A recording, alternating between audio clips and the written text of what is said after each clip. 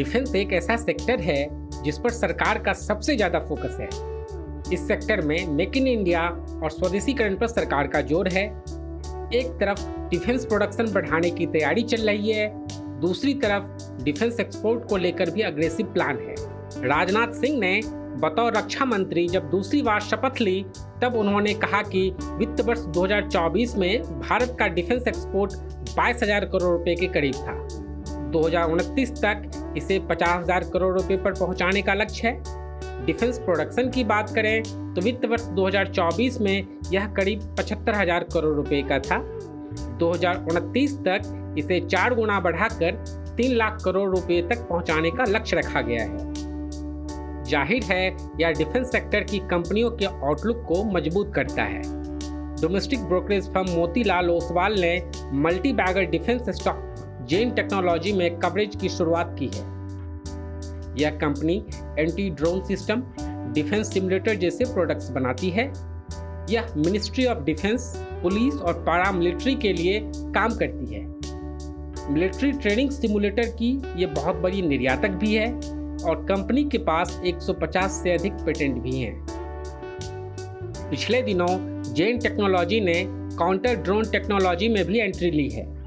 माना जा रहा है कि अगले 5 सालों में मिलिट्री सिमुलेटर और काउंटर ड्रोन का बाजार करीब 26,000 करोड़ रुपए का होगा।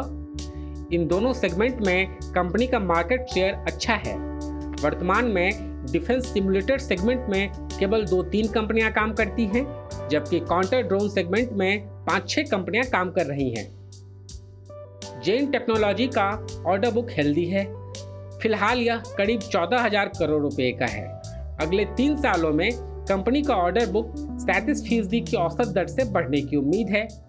ऐसे में कंपनी का मुनाफा 56% की औसत दर से और ऑपरेटिंग प्रॉफिट यानी एबिटा 57% की औसत दर से बढ़ने की उम्मीद है।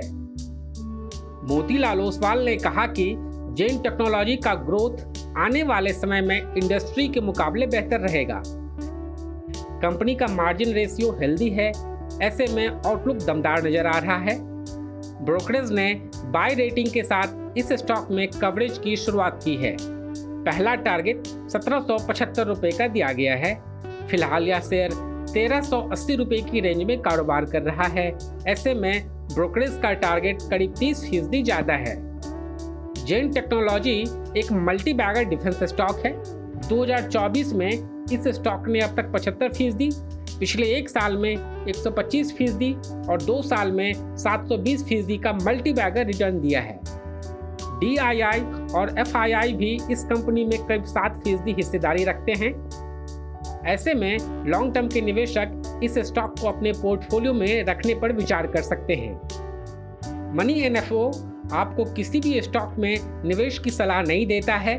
हमारी टीम रिसर्च रिपोर्ट को आपके सामने विस्तार पूर्वक रखती है।